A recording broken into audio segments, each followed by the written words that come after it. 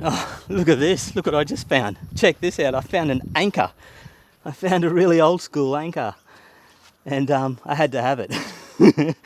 I can't believe I grabbed myself an anchor. It's not like one of those boring modern day sand anchors that you see, you know, with all the tinnies. This is really old school. And when I saw this, I thought, man, that would look really cool if I hung it from the underside of my top carport roof, you know, in front of the dryer bowls with that really old school chain hoist, the rusty one that I put up just recently. So I grabbed it. But yeah, it's really heavy. Look how big the chain is. This chain is freaking huge. But yeah, got that at the dump. But look at this. I found this on the way home on the side of the road. I don't know what's happened to it, but this is a brand new Simpson Clothes Dryer. Brand spanking new. I mean, whoever's bought this has only bought it in the last 12 months, I reckon. Paid about $450 for it.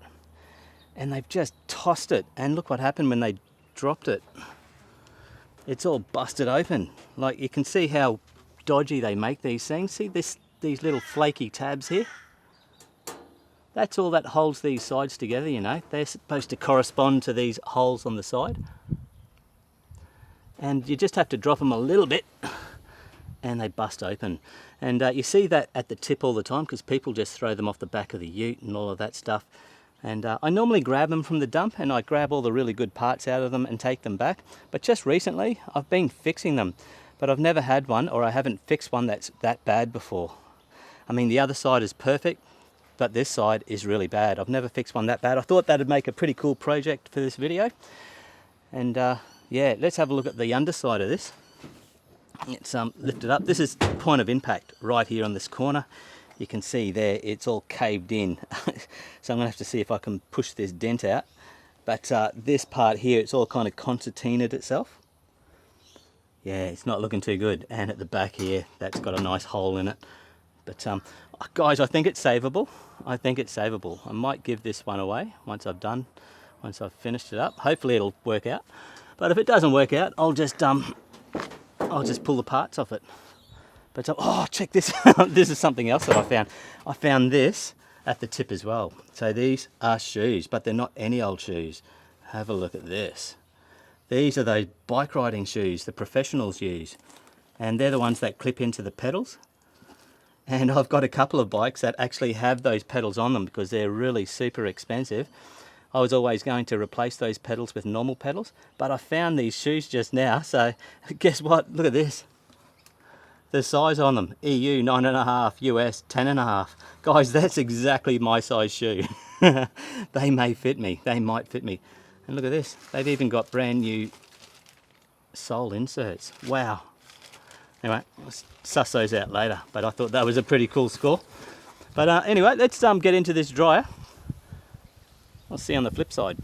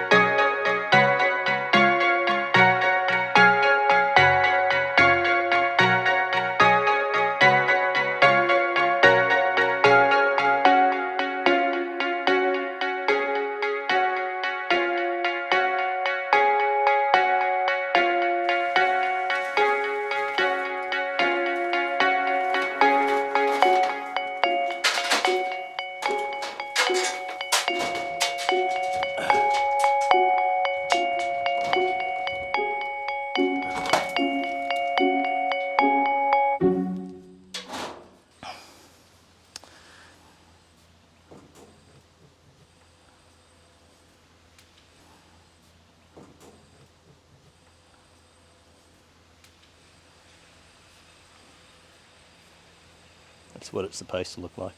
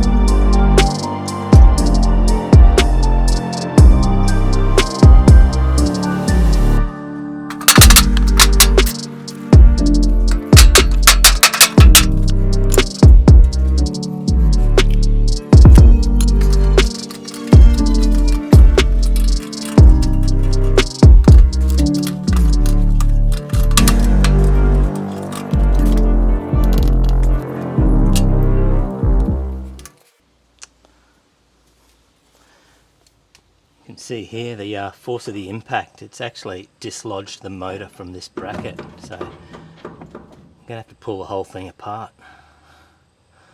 I'm going to have to pull it all apart, either reshape this or get another one. I've got a whole heap of these, so alright.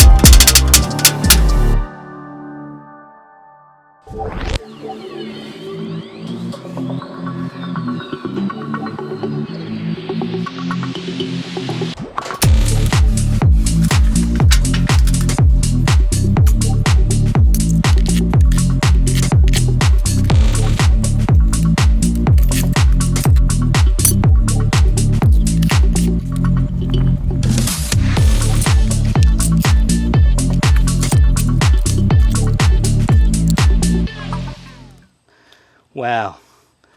I've made videos about the quality of these new dryers, how they're absolutely terrible.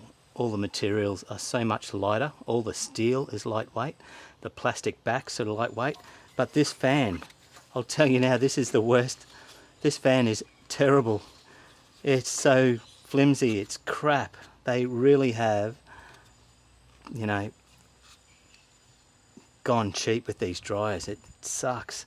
This fan sucks compared to the other ones. They look identical, but this is just, the plastic is just, oh, it's paper thin.